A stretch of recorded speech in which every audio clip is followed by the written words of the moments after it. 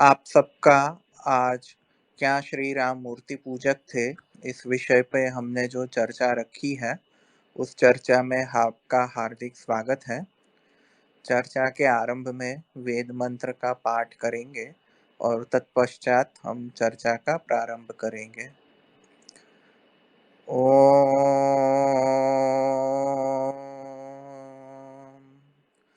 विश्वानि देव सवितर्दुरितानि परासुव यद्भद्रं तन्न आसुव रामो राजमणि सदा विजयते। अर्थात राजाओं में मणि समान सर्वश्रेष्ठ श्री राम सदा विजयी हो। यह श्री राम रक्षा स्तोत्र का एक श्लोक है जिसको पौराणिक लोग नित्य पाठ करते हैं। सनातन धर्म में अगर कोई एक व्यक्ति या किसी एक महापुरुष का नाम लेना हो जिसका प्रभाव लाखों करोड़ों लोगों पे है, तो वो व्यक्ति या वह महापुरुष निश्चित तौर पे श्री राम होंगे। श्री राम का समय त्रेता युग का था। कालगणना के अनुसार आजकल के ज्योतिषियों ने श्री राम का समय आज से 11,000 वर्ष पूर्व का निर्धारित किया है, रामायण का समय। तो 11,000 वर्ष से लेके अभी तक श्री राम और उनकी कथा जनमानस को आज भी प्रभावित करती है। ऐसा बोलते हैं कि भारत की रग रग में राम है, भारत के घर घर में राम है। कोई ऐसा घर नहीं होगा, कोई ऐसा व्यक्ति नहीं होगा भारत में जो श्री राम को नहीं जानता हो, जो उनकी कथा को नहीं जानता हो, जो उनके पराक्रम को नहीं जानता हो। हाँ, ज्ञान का स्तर थोड़ा बहुत प्लस माइनस होगा कि कोई थोड़ा ज्यादा जानता है, कोई थोड़ा कम जानता है, लेकिन जानते तो सभी हैं। और ऐसे श्री राम के जीवन चरित्र का अद्भुत वर्णन हमें महर्षि वाल्मीकि रचित इतिहास ग्रंथ रामायण में मिलता है। महर्षि वाल्मीकि श्री राम के समकालीन थे और आर्यावर्त के महान राजा श्री राम की उपलब्धियों को जनसामान्य तक पहुंचाने के लिए उन्होंने संस्कृत भाषा में आदि काव्य रामायण की रचना की। उसके पहले जितने भी साहित्य हमारे संस्कृत भाषा में लिखे गए, वह काव्य के तौर पे नहीं थे, ग्रंथ के तौर पे थे। जैसे उपनिषद थे, उनकी भाषा अलग थी, उनके छंद अलग थे। लेकिन रामायण शायद पहला काव्य है कि जो श्लोकबद्ध होके अनुष्टुप छंद में लिखा गया, जिसको गाने में भी सरलता होती है। इसमें मैं कोई प्रामाणिक दावा नहीं करता हूँ। अगर इसमें कोई भाषा का विद्वान बोलेगा कि नहीं रामायण से पहले भी काव्य है, तो मैं उसको स्वीकार करूंगा। लेकिन मेरे नॉलेज के अनुसार रामायण आदि काव्य है और महर्षि वाल्मीकि आदि कवि थे। वाल्मीकि रामायण इतिहास है, लेकिन आमतौर पे जैसा होता है वैसे कि भाई कोई इतिहास के एक पात्र का जनमानस पे इतना प्रभाव हो जाता है कि वो पात्र केवल ऐतिहासिक नहीं होकर दंत कथा लिजेंड बन जाता है। वह पात्र को कवियों, लेखकों अपनी कल्पना के अनुसार ढालते हैं, अपने कल्पना का रंग देते हैं और उनको केंद्र में रखकर नित नवी कथाएं, नित नवी रचनाएं बनाते रहते हैं। श्री राम के व्यक्तित्व का भी भारत के जन सामान्य तक यही प्रभाव पड़ा था कि भाई वो ऐतिहासिक होने के साथ साथ एक काल्पनिक भी पात्र बन गए, जहाँ पे श्री राम के साथ जोड़ के अनेक कथाएं बनी, अनेक गाथाएं बनी, अनेक कविताएं लिखी गई, अनेक ग्रंथ लिखे गए। ये आमतौर पे ऐतिहासिक पात्रों के साथ होता है। जैसे हम मोहनदास गांधी की बात करें तो उनको हुए केवल अभी 70-80 साल ही हुए हैं उनके अवसान को, लेकिन उनके साथ भी आज भी ऐसी गाथाएं देखने को मिलती है, कथाएं देखने को मिलती है जो ऐतिहासिक तौर पे सत्य नहीं है, लेकिन या तो व्यक्ति का महिमा मंडन करने के लिए या व्यक्ति अपनी कथा को ज़्यादा लोकरंजन कराने के लिए उनका नाम लेके ये कथाएँ जनसामान्य तक पहुँचाई जाती थी। तो यही श्री राम के साथ हुआ। श्री राम जो वाल्मीकि काव्य के थे, रामायण काव्य के थे, वो ऐतिहासिक पात्र थे। लेकिन उसके बाद जो रामायण परंपरा का प्रारंभ हुआ, वह रामायण परंपरा ऐतिहासिक नहीं थी। वह रामायण परंपरा एक काल्पनिक परंपरा हुई और उस परंपरा में अनेक लेखक, अनेक कवियों ने श्री राम के पात्र को अपने हिसाब से संजोया, अपने कल्पना का रंग भरा और अपनी कथा अपने हिसाब से कही। कुछ मुख्य रामायणों की बात करें तो वाल्मीकि रामायण के पश्चात संस्कृत में एक आनंद रामायण है जो 15वीं सदी की आसपास की रचना मानी जाती है। तमिल में कंबन रामायण है जो संस्कृत सिवाय की किसी भाषा की सबसे प्राचीन रामायण मानी जाती है और कथा वस्तु और इत्यादि में वह मूल वाल्मीकि रामायण के काफी समीप है।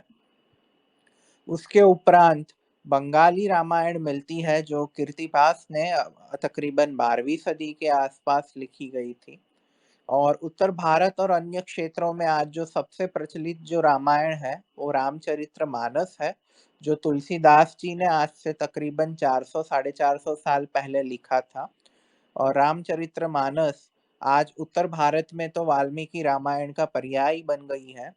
लोगों ने शायद वाल्मीकि रामायण नहीं पढ़ी हो, लेकिन तुलसीदास लिखित रामचरितमानस तो लोगों के जनमानस तक पहुंची है, क्योंकि वह प्राकृत भाषा में लिखी गई थी और जन सामान्य तक को आसानी से समझ में आती थी।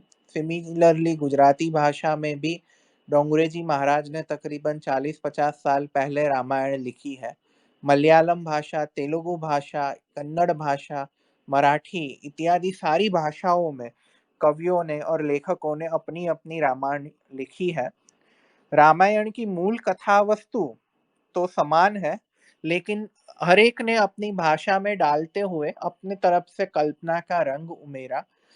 कवियों ने अपनी जो क्षमता थी, अपनी जो सरस्वती की कृपा थी, उसको अपनी भाषा में अपने शब्दों में डालते हुए अपने पांडित्य का प्रदर्शन भी किया। जैसे बंगाली रामायण जो है, कीर्तिवास रामायण, वह बंगाली रामायण ने रामायण में एक अद्भुत कल्पना जोड़ी। वह कल्पना थी लक्ष्मण रेखा की। मूल वाल्मीकि रामायण आप पढ़ोगे तो मूल वाल्मीकि रामायण में आपको कहीं पे भी लक्ष्मण रेखा का वर्णन नहीं मिलता है, लेकिन यह वर्णन कीर्तिवास रामायण से आया, जिन्होंने सीता अपहरण के समय ऐसी कल्पना की कि लक्ष्मण ने अपने बाण से एक रेखा खींची थी, जो रेखा को रावण पसार नहीं कर पाया और उसने कपट से सीता को बाहर बुलाया और उसका अपहरण करके ले गया। वाल्मीकि रामायण में तो यह वर्णन नहीं। वाल्मीकि रामायण में तो ऐसा लिखा है कि रावण पर्णकुटी में प्रवेश कर सीता को बलात् उठा के ले गया। तमिल रामायण में भी लक्ष्मण रेखा का वर्णन नहीं है, लेकिन बंगाली रामायण में जो ये कल्पना हुई और इतनी असरकारक कल्पना थी कि बाद में उसके पश्चात जितनी भी रामायण लिखी गई, उस रामायण में इस कल्पना को अवश्य आधार बनाया गया। वो अगर यह कथा लक्ष्मण रेखा की कथा अगर रामायण में ना हो तो उसको अधूरी माना जाता था। ऐसे इस कल्पना का प्रताप है। मतलब हर कवि, हर लेखक ने रामायण को अपने हिसाब से जोड़ा। इससे भी हमें कोई आपत्ति नहीं है, क्योंकि हर एक की अपनी कथा होती है, हर एक का अपने कथा करने का स्टाइल होता है। उससे हमें कोई आपत्ति नहीं है और आपत्ति होनी भी नहीं चाहिए, क्योंकि हर एक कवि को अपनी अभिव्यक्ति की आजादी है। लेकिन अगर इतिहास और कथा में हम भेद ना कर पाए और कथा को ही केवल इतिहास मान ले, तो समय जाते हुए ऐसा होता है कि व्यक्ति मूल इतिहास पे ही संशय करने लगता है।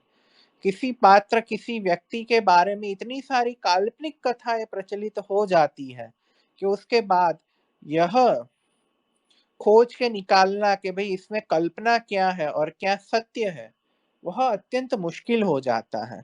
जैसे हम पृथ्वीराज चौहान की बात करते हैं, पृथ्वीराज चौहान कि आज जो प्रचलित कहानी हमें मिलती है वो पृथ्वीराज रसो से मिलती है, जो 400 साल बाद की लिखी हुई कविता है। अब उसमें कितना सत्य, कितनी कल्पना, वो तो इतिहास और कल्पना ओत-प्रोत हो गए, दोनों को अलग-अलग करना अब संभव ही नहीं रहा। तो अगर 1000 साल पहले की गाथा क्या इतना विकृतीकरण हो सकता है, उसमें इतनी कल्पना जुड़ सकती है, तो 11,000 साल पहले की जो गाथा थी, 11,000 साल पहले का जो इतिहास था, उसमें क्या-क्या जुड़ा होगा, आप खुद समझिए। और उसको अलग करना, उसको शुद्ध करना बहुत मुश्किल काम होगा। 1-2 रिक्वेस्ट आई है। नमस्ते कृतेश जी। हाँ, नमस्ते जी। आज का विषय बड़ा अच्छा है कि भगवान राम मूर्ति पूजक थे या नहीं थे। और अभी जो टीवी सीरियल में जो रामायण चली है, जैसे रामानंद सागर ने भी बनाई है और बहुत सारे टीवी सीरियल वाले प्रोड्यूसर ने बनाई है। मेरी आवाज आ रही है? हाँ, मैं सुन रहा हूँ आपको। तो हम देखते हैं कि ये मूल जो वाल्मीकि रामायण है उसके अंदर ये, जैसे आपने अभी बात किया कि लक्ष्मण रेखा का जिक्र जो है, जो मूल वाल्मीकि रामायण में नहीं है। संत तुलसीदास जी की रामचरितमानस और वगैरह दूसरी रामायण में है। तो टीवी सीरियल वालों ने और इन कथावाचकों ने मूल वाल्मीकि रामायण को बेस क्यों नहीं बनाया? इसके पीछे क्या कारण हो सकता है?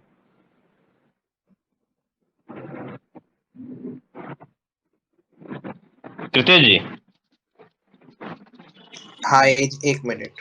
हाँ, मेरा प्रश्न स्पष्ट है कि मूल वाल्मीकि रामायण जो थी, जो मिलावट से रहित थी, उसको इन लोगों ने बेस क्यों नहीं बनाया और मिलावट को ही बेस क्यों बनाया है? इसका कारण ये है कि क्या होता है कि भाई आज कोई कथा कहता है या कोई सीरियल बनाता है, तो उसको अपनी कथा और सीरियल वो मतलब सेवा के लिए तो नहीं बनाता, उसका उद्देश्य वहां से धनार्जन होता है। तो उसको उसको रोमांचित बनाना पड़ता है, टीआरपी का ध्यान रखना पड़ता है। और मैं तो रामानंद सागर जी की सीरियल को मैं मतलब मानूंगा कि वो बहुत अच्छी सीरियल है। कम से कम उन्होंने रामायण के विषय में जागृति तो लाई, जी जी। लेकिन साथ में उनकी जो सीरियल जो थी वो वाल्मीकि रामायण से बेस्ड कम थी, रामचरितमानस से बेस्ड ज्यादा थी। क्योंकि रामानंद जी भी उत्तर भारत से थे, जहाँ पे रामचरितमानस का प्रचार ज्यादा था, इसलिए उन्होंने उसको ही लेके सीरियल बनाया। और दूसरा हमें यह देखना चाहिए कि भाई ये हम्म, सीरियल बनाने वाले और कथाकार हम्म, शास्त्र के विद्वान नहीं होते हैं। नहीं होते, तो सही बात है। हाँ, तो मतलब शास्त्र की सम्यक जो मीमांसा करनी होती है, उसमें क्या सत्य है क्या गलत है, उतना रिसर्च वो लोग करते नहीं है। और प्रचलित कथा वस्तु से वो ज्यादा छुटछाट भी नहीं लेते। और कम से कम रामानंद जी ने तो जो प्रचलित कथा वस्तु जो थी उसको हम्म, पकड़ के रखा था। लेकिन हम्म, आजकल की तो जो नई नई पौराणिक सीरियलें आती है, रामायण महाभारत इत्यादि के नाम पे, वहां पे तो इतना सारा अभी तो नवीन कल्पनाएं की जाती है, जिसका वर्णन तो आपको और कोई ग्रंथों में और कोई शास्त्रों में नहीं मिलेगा। जी जी। इसलिए इसको भी ऐसे माने कि पहले के जमाने में लोग अपनी कल्पना के अनुसार रामायण लिखते थे, आज के लोग अपनी कल्पना के अनुसार रामायण की सीरियल या पिक्चर बनाते हैं। तो वही एक रामायण परंपरा का एक आधुनिक वर्जन हो गया, जहाँ पे लोग लिखने की जगह पे चलचित्र के द्वारा अपनी रामायण के प्रति जो मान्यता है उसको प्रदर्शित करने लगे। मैं उसको जी, ऐसा मानूंगा। बराबर, सही बात है। ठीक है। अब मूल विषय पे आते हैं कि क्या श्री राम मूर्ति पूजक थे। क्योंकि हमने कल की स्पेस में चर्चा करी थी कि धर्म की 4 कसौटियां होती हैं। पहली कसौटी थे वेद, दूसरी कसौटी थी स्मृति और धर्मशास्त्र, और तीसरी कसौटी थी सदाचार, आप्तजनों का व्यवहार, उनका आचरण।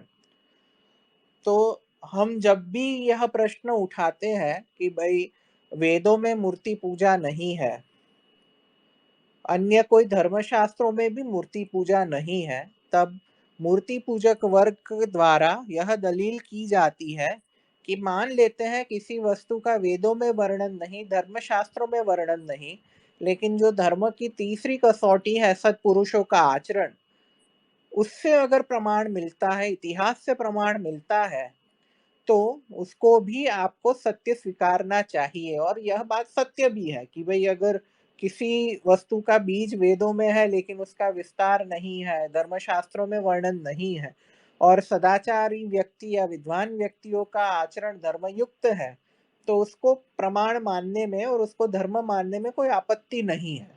और श्री राम हर एक मान्य मापदंडों के अनुसार आदर्श पुरुष थे, आदर्श व्यक्ति थे, और उनका आचरण को धर्म मानना, उसमें किसी को आपत्ति अवश्य नहीं होनी चाहिए। उसमें कोई आपत्ति करे तो वह मूर्ख होगा।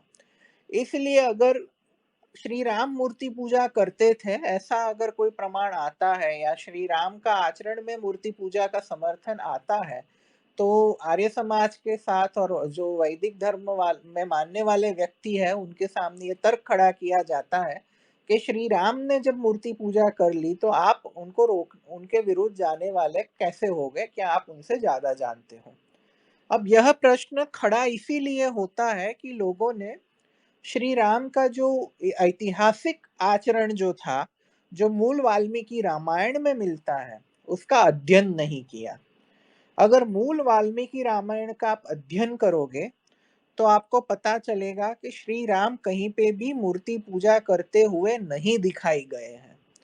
उल्टा वाल्मीकि रामायण में बार बार वर्णन है, अनेक स्थान पे वर्णन है कि श्री राम रोज सुबह और शाम को संध्या करते थे, और संध्या के बाद अग्निहोत्र जो यज्ञ होता है वह करते थे।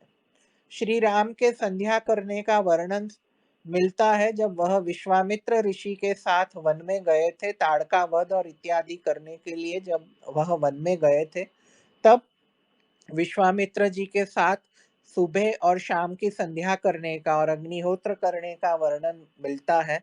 श्री राम जब राजमहल में रहते थे, तब भी उनकी संध्या करने का वर्णन मिलता है। इतना ही नहीं, श्री राम का जिस दिन सुबह राज्याभिषेक हो रहा था, उस राज्याभिषेक के दिन सुबह प्रातः काल जल्दी उठ के श्री राम ने संध्या की, उसका भी वर्णन वाल्मीकि रामायण में मिलता है। वनवास के समय के दौरान भी श्री राम ने प्रातः और सायं संध्या नहीं छोड़ी थी, उसका वर्णन वाल्मीकि रामायण में मिलता है। तो आज जो वर्ग श्री राम को अपना आराध्य मानता है, श्री राम को ईश्वर मानता है, तो कम से कम श्री राम का आचरण वो कर ले, तो भी सनातन धर्म का उद्धार हो जाएगा। श्री राम की तरह संध्या कर ले, श्री राम की तरह यज्ञ कर ले, तो सनातन धर्म का उद्धार होगा। एक वर्ग है जो श्री राम को ईश्वर मानता है, लेकिन उसके आचरण का अनुकरण नहीं करता है, जो वर्ग में मैं बहुधा हिंदू समाज, पौराणिक समाज को मानूंगा। और दूसरा वर्ग है वेदों को मानने वाले आर्यजन, जो श्री राम को महापुरुष मानते हैं, ईश्वर नहीं मानते, लेकिन वह जो आचरण करते थे वह आचरण करने का यत्न करते हैं। तो आप ही स्वयं सोचे कि भाई दोनों में से कौन अच्छे हुए, या किस वर्ग में रहना आपको पसंद करना चाहिए। अब मैं वाल्मीकि रामायण के कुछ प्रसंगों का वर्णन करूंगा जहां पे लोगों के प्रति बहुत भ्रांति फैली हुई है कि भाई यह समय के दौरान श्री राम ने मूर्ति पूजा की है। सबसे पहला जो प्रसंग है वो वाल्मीकि श्री राम द्वारा रामेश्वर शिवलिंग की स्थापना करना। यह बहुत बड़ी पौराणिक मान्यता है कि भाई श्री राम ने लंका जाते समय जो समुद्र लांघने से पहले रामेश्वरम शिवलिंग की स्थापना की और वहां पे मूर्ति पूजा की। पौराणिकों तो कल्पना करने में इतने आगे बढ़े हैं कि भाई रामेश्वर लिंग की स्थापना करने के लिए उन्होंने काशी विश्वनाथ को भेजा, हनुमान जी को श्री काशी विश्वनाथ का लिंग लाने के लिए, वहां पे उसकी पूजा करने के लिए। लेकिन हनुमान जी को आने में देर हो गई, इसलिए मुहूर्त को संभालने के लिए श्री राम ने एक दूसरा लिंग बना दिया मिट्टी में से, और उसकी स्थापना कर दी। दूसरी एक कथा ऐसी मिलती है कि भाई शिवलिंग की पूजा करने के लिए उनको कोई पंडित नहीं मिल रहा था, कोई ब्राह्मण नहीं मिल रहा था। इसलिए जब रावण को पता चला कि भाई श्री राम शिवलिंग की स्थापना कर रहे हैं और उनको पूजा करवाने वाला ब्राह्मण चाहिए, तो रावण वहां पे ब्राह्मण का वेश लेके आया और श्री राम से पूजा करवाई और शिवलिंग की स्थापना हुई। यह सब कथाएं, यह सब गप पौराणिक वर्ग में प्रचलित है। आप विश्वास करें, इसमें से एक भी कथा, एक भी गप वाल्मीकि रामायण में नहीं है। वाल्मीकि रामायण में युद्ध कांड में श्री राम का समुद्र पर सेतु बनाने का वर्णन है।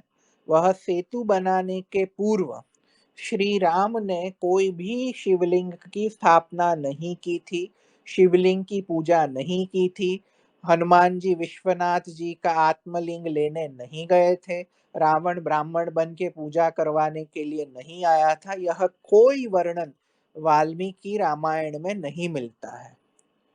उससे विपरीत आज जो पौराणिक राम सेतु बोलते हैं कि भाई श्री राम ने जो सेतु बनाया वो राम सेतु है, वाल्मीकि रामायण में यह सेतु का नाम भी दिया गया है।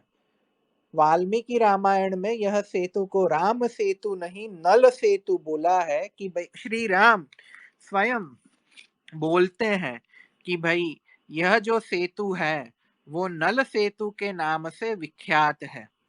एष सेतुर्मया बद्ध सागरे लवणावर्वे तव हेतोर्विशालाक्षी नल सेतु सुदुष्करः।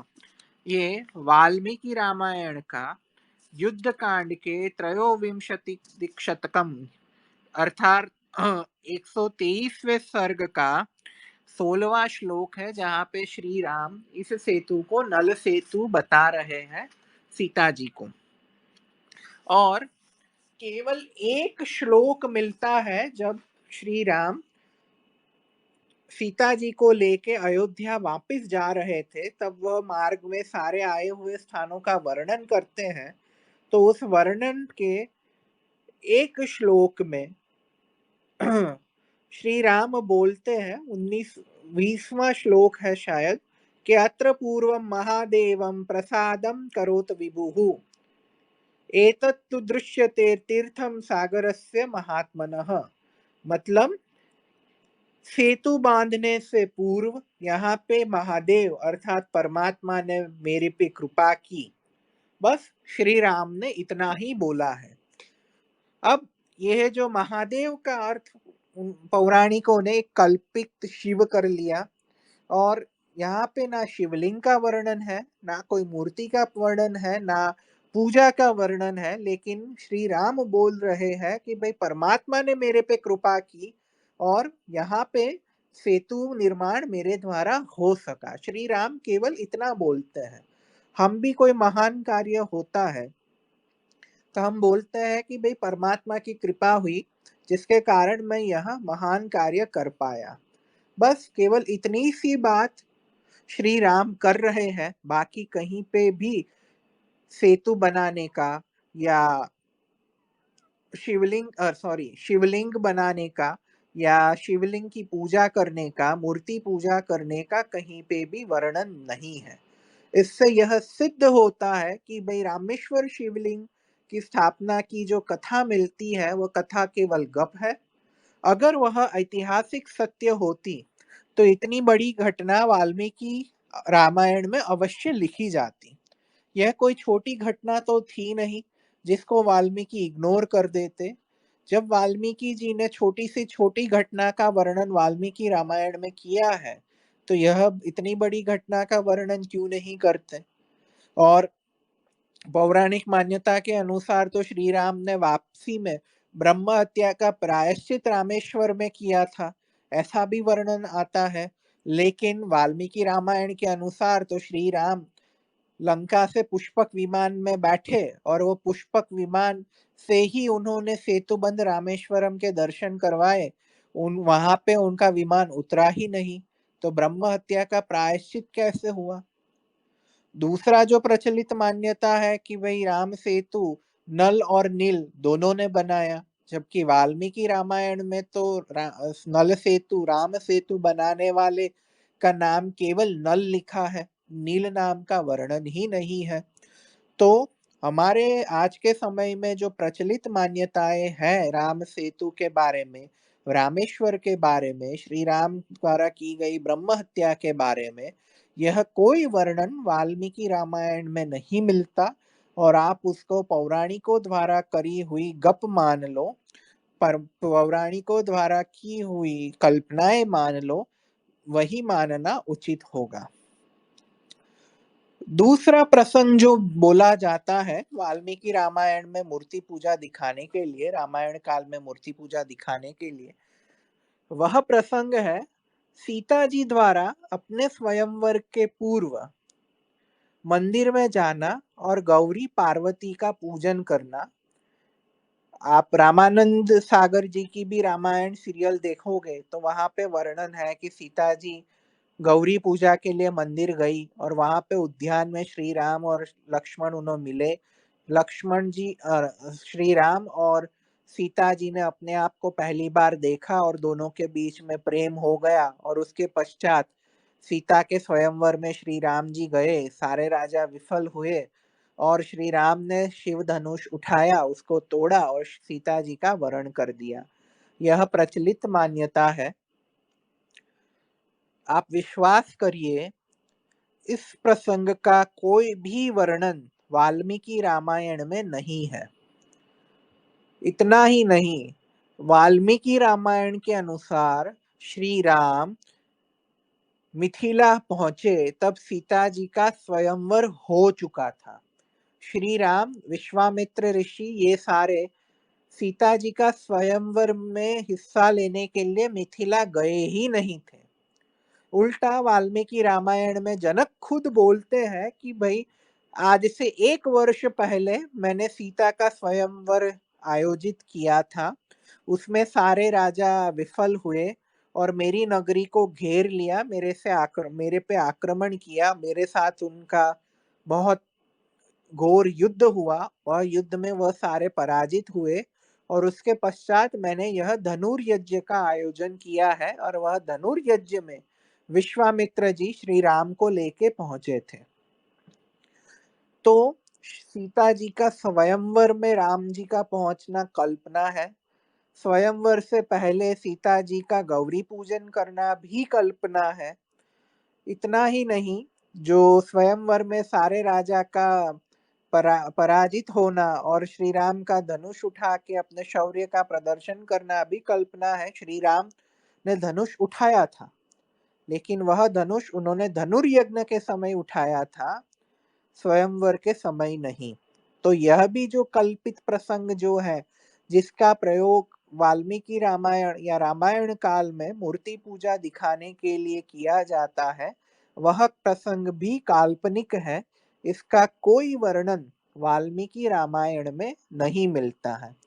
इसलिए राम जी ने भी मूर्ति पूजा नहीं की थी, सीता जी ने भी मूर्ति पूजा नहीं की थी। तीसरा प्रमाण आता है, तीसरा प्रसंग जो काफी पॉपुलर है, कि भाई रावण का पुत्र जो मेघनाथ था, वो मेघनाथ अपने अंतिम युद्ध से पहले एक निकुंभला देवी के मंदिर जाता है और वो निकुंभला देवी की पूजा करता है। विभीषण श्री राम को बोलता है कि भाई अगर उसने निकुंभला देवी की पूजा कर ली तो इंद्रजीत यानी मेघनाथ अजय हो जाएगा, उसका कोई वध नहीं कर पाएगा, इसलिए आप उसकी निकुंभला देवी की जो पूजा है वो उसको नष्ट कीजिए, उसको रोकिए। और यह प्रसंग का उदाहरण देके कई पौराणिक ऐसी बात करते हैं कि देखो देखो, आप बोलते हैं भारत में मूर्ति पूजा यवनों के साथ आई और यहाँ पे वाल्मीकि रामायण में इंद्रजित मेघनाथ मूर्ति पूजा करता हुआ दिखाई दे रहा है, तो आप कैसे कह रहे हो कि भाई मूर्ति पूजा यवनों के साथ आई। अब यह बहुत हास्यास्पद बात है। पहली बात कि भाई आप्तजनों का आचरण प्रमाण होता है, मेघनाथ तो राक्षस था। अगर मेघनाथ ने मूर्ति पूजा कर ली, उसको सत्य भी मान ले, तो उससे यह सिद्ध होता है कि भाई मूर्ति पूजा राक्षसों करते हैं। वैसे भी गीता में श्री कृष्ण बोलते हैं कि यजन्ते भूतगणा तामसा जना, मतलब तामसी पापी लोग भूतगण अर्थात मूर्ति की पूजा करते हैं। वैसे गीता में भी लिखा है, अगर उस संदर्भ में आप बोलो कि मेघनाथ मूर्ति पूजा करता है, तो मतलब वह तो सनातन धर्म सिद्ध नहीं हुआ, और इससे रामायण काल में वैदिक धर्म में मूर्ति पूजा थी यह भी सिद्ध नहीं हुआ होता है। यह पहली बात। और दूसरी बात, वाल्मीकि रामायण में कहीं पे भी नहीं लिखा है कि मेघनाथ ने निकुंभला नाम की कोई देवी की पूजा की हो, उसकी मूर्ति की उपासना की हो। वाल्मीकि रामायण में इसका कोई वर्णन नहीं है। उल्टा मेघनाथ और रावण दोनों यज्ञ करते थे, उसका वर्णन है। वाल्मीकि रामायण का यह जो प्रसंग है, वह प्रसंग में भी मेघनाथ यज्ञ करने के लिए यज्ञशाला में गया था, उसका वर्णन है। और निकुंभला नामक बरगद का पेड़ था। वाल्मीकि रामायण में स्पष्ट तौर पे निकुंभला नामक बरगद के पेड़ या उसके पास आई जगह को निकुंभला बोला है। निकुंभला नाम की कोई देवी थी ही नहीं, वाल्मीकि रामायण में ऐसा कोई वर्णन नहीं है। एक निकुंभला नामक जगह थी जहां बरगद का पेड़ था। उस पेड़ के नीचे यज्ञ कुंड की स्थापना करके मेघनाथ यज्ञ कर रहा था। लक्ष्मण और वानर सेना वहां पे पहुंची, उसने यज्ञ को नष्ट किया, और लक्ष्मण और मेघनाथ के बीच में अंतिम युद्ध हुआ, जिसमें मेघनाथ का वध श्री लक्ष्मण ने कर दिया। वाल्मीकि रामायण में केवल इतना ही वर्णन है। तो निकुंभला जो बरगद का पेड़ था, जो एक स्थान विशेष था, उसको पौराणिकों ने मूर्ति बना लिया, देवी बना लिया, और उसकी पूजा दिखाकर मूर्ति पूजा रामायण काल में थी यह सिद्ध करने का यत्न करने लगे। यह बात भी वाल्मीकि जी ने नहीं लिखी, यह बात भी पौराणिकों की गप थी, पौराणिकों की कल्पना थी। एक तीसरा प्रसंग जो आता है, जो वाल्मीकि रामायण का उद्धरण करके बोला जाता है कि देखिए, वाल्मीकि रामायण में मूर्ति पूजा थी। वाल्मीकि रामायण काल में सब मूर्ति पूजा किया करते थे। वह प्रसंग है जब श्री राम वनवास को जाने लगे, तब वह वनवास की आज्ञा लेने के लिए वह माता कौशल्या के कक्ष में आए। जब कैकेयी ने महाराज दशरथ से वर मांगा कि आप श्री राम को 14 वर्ष के लिए वन में भेजिए, तब श्री राम अपनी माता कौशल्या को यह सूचना देने के लिए माता कौशल्या के कक्ष में गए। क्योंकि कौशल्या जी को तो वह पता नहीं था कि श्री राम और दशरथ जी के मध्य क्या बात हुई। तब जब श्री राम माता कौशल्या के कक्ष में पहुंचे, तब पौराणिकों का यह दावा था कि भाई कौशल्या जी उस समय मूर्ति पूजा कर रही थी, और श्री राम जब उनके कक्ष में पहुंचे, तब श्री राम की माता कौशल्या विष्णु की पूजा कर रही थी। और इससे यह सिद्ध होता है कि वाल्मीकि रामायण में भी मूर्ति पूजा है, श्री राम के परिवार वाले भी मूर्ति पूजा करते थे, और इस कारण मूर्ति पूजा शास्त्रोक्त सिद्ध होती है। और जो मूर्ति पूजा का विरोध करना या उसको यवनों से आया हुआ मानना, यह मूर्खता है। अब आपको जानकर यह आश्चर्य होगा कि वाल्मीकि रामायण में कौशल्या जी द्वारा मूर्ति पूजा करने का भी कोई वर्णन नहीं है। वाल्मीकि रामायण के अयोध्या कांड में 20वें सर्ग में श्री राम और कौशल्या जी की मुलाकात का वर्णन है। श्री राम जब माता कौशल्या के पास अंतःपुर में पहुंचे अपने वनवास का समाचार देने के लिए, तब कौशल्या जी अग्निहोत्र में आहुति दे रही थी। वाल्मीकि रामायण के 20 अयोध्या कांड के 20वें सर्ग का 15वां श्लोक है। सा सौमवसना रुष्टा नित्यं व्रत परायणा अग्निं जुहोति स्म तदा मंत्रवत कृतमंगला प्रविश्यतु तदा रामो मातुरन्तःपुरं शुभं दर्दशं मातरं तत्र यावन्तीं हुताशनम। यह दोनों श्लोक है जिसमें यह स्पष्ट लिखा है कि श्री राम जब माता के अंतःपुर में कक्ष में पहुंचे, तब श्री राम की माता कौशल्या जी अग्निहोत्र कर रही थी।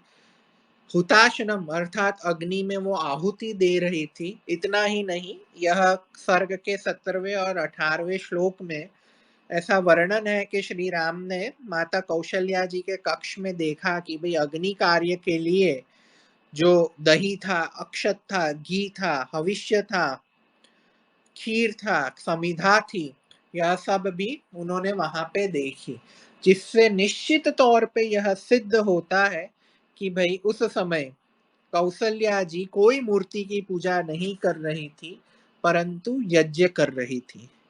यह प्रसंग सब आर्य धर्म में मानने वाले व्यक्ति को जानना बहुत आवश्यक है, क्योंकि उससे दो बातें सिद्ध होती हैं। पहली बात कि रामायण काल में मूर्ति पूजा नहीं थी, और दूसरी बात जो सबसे अगत्य की बात है कि भाई रामायण काल में भी स्त्रियां यज्ञ करती थी, अग्निहोत्र करती थी, मंत्रों से आहुति देती थी। आजकल जो नवीन वेदांतियों द्वारा जो भ्रम फैलाया जा रहा है कि स्त्रियां यज्ञ नहीं कर सकती, स्त्रियां अग्निहोत्र में आहुति नहीं दे सकती, यह सारे प्रसंग का खंडन इस वर्णन से हो जाता है जहां पे माता कौशल्या स्वयं अग्निहोत्र में आहुति दे रही थी। श्री राम जब उनके कक्ष में आए तब वह अग्नि की उपासना कर रही थी। तो यह प्रसंग से भी मूर्ति पूजा सिद्ध नहीं होती, परंतु यह सिद्ध होता है कि रामायण काल में स्त्रियां भी अग्निहोत्र करती थी, यज्ञ करती थी। तो हमें भी आज अपनी घर की स्त्रियां, अपने घर की माताएं, पुत्रियों सबको अग्निहोत्र की शिक्षा देनी चाहिए और मूर्ति पूजा जैसे अवैदिक कर्म से उनको बचाना चाहिए। ये 3 प्रसंग के साथ चौथा एक प्रसंग जो है, जहां पे मूर्ति पूजा की बात की जाती है कि भाई श्री राम मूर्ति पूजक थे और श्री राम के समय में मूर्ति पूजा थी। वह प्रसंग है जब श्री राम का राज्याभिषेक हो रहा था। वो राज्याभिषेक के दिन सुबह जल्दी उठ के श्री राम ने मूर्ति पूजा की, मंदिरों में जा गए, दान दिया। यह सब का वर्णन वाल्मीकि रामायण में मिलता है। अब इसमें गीता प्रेस की जो वाल्मीकि रामायण जो है, वह गीता प्रेस की वाल्मीकि रामायण ने संस्कृत के जो श्लोक थे उसका अशुद्ध अनुवाद किया, और मूर्ति पूजा सिद्ध करने के लिए उन्होंने जो शब्द का जो अर्थ नहीं होता था वह अर्थ किया। अयोध्या कांड के 6ठे सर्ग में पहला जो श्लोक है, गते पुरोहिते राम स्नातो नियतमानसः सह पत्न्या विशालाक्ष्या नारायणम उपागमत। यह पहला श्लोक है जिसमें ऐसा बोलते हैं कि राज्याभिषेक के दिन सुबह श्री राम जल्दी उठे, स्नान किया और अपनी पत्नी के साथ श्री नारायण की उपासना आरंभ की।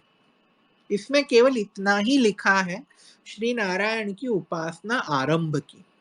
यहाँ पे श्री नारायण की मूर्ति का वर्णन नहीं है, श्री नारायण के मंदिर का वर्णन नहीं है, और हम सबको पता है कि नारायण नाम ईश्वर का है। नारा अर्थात जल में रहने के कारण, उसमें व्याप्त होने के कारण हम सर्वव्यापी परमात्मा को नारायण बोलते हैं। तो उसकी उपासना श्री राम कर रहे थे, जिसका गीता प्रेस ने ऐसी टीका लिखी कि भाई यह जो नारायण जो थे वो श्रृंगरंगनाथ स्वामी की मूर्ति थी, जिसकी उपासना श्री राम करते थे, जिसकी पूजा बाद में उन्होंने विभीषण को दे दी। विभीषण के बाद श्री रंगनाथ स्वामी की यह मूर्ति श्रीरंगम पहुंची और आज श्रीरंगम क्षेत्र में जो मंदिर है वहां पे यह मूर्ति स्थापित है। यह सारी कथा पद्म पुराण में है, लेकिन वाल्मीकि रामायण में यह कथा का कोई भी वर्णन नहीं है। तो यहाँ पे भी श्री नारायण का वह उपासना संध्या आदि के द्वारा कर रहे थे। इसके दूसरे ही श्लोक में वर्णन है कि प्रगृह्य शीर्षा पात्रिम हविषो विधिवत ततः, मतलब हविष का जो पात्र था उसको उन्होंने सिर झुकाकर अग्नि में आहुति देना शुरू किया। तो नारायण की उपासना उन्होंने कैसे की? नारायण की उपासना उन्होंने यज्ञ करके की। इसके पश्चात छठे श्लोक में वर्णन है कि श्री राम ने संध्या उपासना की, प्रातः कालीन संध्या पूर्वा संध्या उपासिनो, मतलब प्रातः संध्या की। इस प्रकार श्री राम ने अपने राज्याभिषेक के पूर्व भी मूर्ति पूजा नहीं की, उन्होंने संध्या की, अग्निहोत्र किया। अब इसमें एक श्लोक आता है रामायण काल के दौरान जिसमें चैत्य शब्द आता है।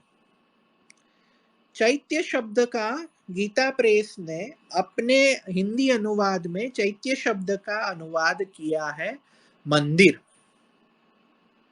लेकिन चैत्य शब्द का वास्तविक अर्थ होता है यज्ञशाला।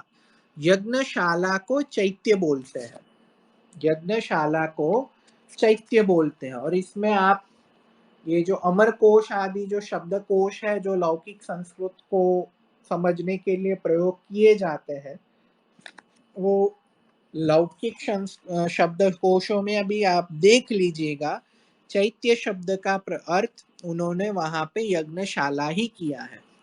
लेकिन गीता प्रेस ने पता नहीं किस एजेंडे के कारण चैत्य शब्द का अनुवाद मंदिर कर दिया, और वह मंदिर के अनुवाद दिखा के आज कई पौराणिक ऐसा बोलते हैं कि भाई श्री राम के समय मूर्ति पूजा थी। लेकिन आप मूल संस्कृत शब्द देखोगे तो मूल संस्कृत शब्द में कहीं पे भी मंदिर शब्द नहीं है, चैत्य शब्द है, और चैत्य शब्द का अर्थ होता है यज्ञशाला। एक दूसरा जो शब्द जो वाल्मीकि रामायण में आता है वो है आयतनम। आयतनम का अर्थ भी गीता प्रेस ने अपने अनुवाद में मंदिर किया। वास्तव में आयतनम का अर्थ भी यज्ञशाला ही होता है, लेकिन गीता प्रेस ने आयतनम का अर्थ भी मंदिर कर दिया, और उसके कारण कई अशुद्ध अनुवाद के कारण कई लोग ऐसा मानने लगे कि भाई रामायण काल में मंदिर थे, रामायण काल में भी मूर्ति पूजा होती थी, लेकिन यह बात गलत है। तीसरा जो प्रश्न जो थे कि भाई देवायतनम मतलब देवताओं के निवास स्थान, तो उन्होंने गीता प्रेस ने इसका अर्थ देवताओं के मंदिर ऐसा किया। लेकिन आप सबको पता है कि ब्राह्मणों को भी देवता बोलते हैं, विद्वानों को भी देवता बोलते हैं, और देवता यतनम का अर्थ होता है ब्राह्मणों का घर या देवता अर्थात विद्वानों का घर, जिसको श्री राम के राज्याभिषेक के पूर्व सजाया गया, और वहां पे जाके श्री राम ने अनेक लोगों को दक्षिणा दी इत्यादि किया। श्री राम मूर्ति पूजक नहीं थे लेकिन यज्ञ पूजक थे। इसका सबसे विशेष प्रमाण मिलता है पंचवटी में जब अपनी पर्णकुटी बनाते हैं। पर्णकुटी बनाने का जो वर्णन है वो पर्णकुटी बनाने के बाद उन्होंने वास्तु यज्ञ किया। आज भी हम शाला प्रवेश से पूर्व यज्ञ करते हैं, और यज्ञ करने के बाद ही हम वास्तु प्रवेश गृह कार्य में प्रवेश करते हैं, गृह में प्रवेश करते हैं। श्री राम ने भी वास्तु यज्ञ किया, और उनके घर का जो वर्णन मिलता है वो वर्णन में है कि वेदी स्थान से तात्पर्य है कि भाई जहाँ पे जो बलि वैश्वदेव के लिए हम जो बलि वैश्वदेव के लिए जो स्थान रखते हैं उस स्थान को वेदी स्थान बोलते हैं। फिर प्रकार चैत्य अर्थात यज्ञ कुंड अग्निहोत्र करने का स्थान बनाया और आयतनम अर्थात उपासना करने का स्थान बनाया। श्री राम ने अपने घर में ये तीन स्थान बनाए। बलि वैश्वदेव करने के लिए एक स्थान बनाया, अग्निहोत्र करने के लिए एक स्थान बनाया और संध्या उपासना करने के लिए भी एक स्थान बनाया। इससे यह सिद्ध होता है कि श्री राम मूर्ति पूजक नहीं थे, अग्निहोत्र करने वाले व्यक्ति थे। उनके कुल के सारे लोग भी हवन करते थे। हमने आपको उदाहरण के द्वारा बताया कि भाई कैसे श्री राम रामायण काल में यज्ञ करते थे, कैसे रामायण काल में कौशल्या जी यज्ञ करती थी। यह सब तो छोड़ो, रामायण काल में राक्षस भी यज्ञ करते थे, मेघनाथ रावण आदि भी यज्ञ करते थे। लेकिन वर्तमान समय में सारे मनुष्यों ने यज्ञ का त्याग कर दिया। यज्ञ उपासना का त्याग करके उन्होंने जड़ पूजा मूर्ति आदि में अपना ध्यान लगा दिया, उसकी उपासना करने लगे। और यह सारी जड़ पदार्थों की उपासना करने के कारण ही आज भारतवर्ष की दुर्दशा हुई है। यह वक्तव्य के समापन में मैं केवल इतना बोलूंगा कि भाई श्री राम हम सब के आराध्य है, पूजनीय है, हम सब के आदर्श है। इसलिए उन्होंने जो आचरण किया वही आचरण को धर्म मानो और उसी प्रकार का आचरण अपने जीवन में करने का यत्न करो। श्री राम ने मूर्ति पूजा नहीं की थी तो हम भी क्यों करें? श्री राम संध्या करते थे तो हमें भी करनी चाहिए। श्री राम यज्ञ करते थे तो हमें भी यज्ञ करने चाहिए। यह सब बोलकर मैं वाणी को विराम दूंगा। अगर किसी को कुछ पूछना है तो रिक्वेस्ट भेजें। अगर किसी को कोई प्रश्न नहीं है तो शांति पाठ करके आज की स्पेस हम समाप्त करेंगे। ओम पूर्णमदः पूर्णमिदं पूर्णात् पूर्णमुदच्यते पूर्णस्य पूर्णमादाय पूर्णमेवावशिष्यते। ओम शांति शांति शांति। सबको सादर नमस्ते जी। आप सबका अध्ययन बढ़ता रहे। नमस्ते।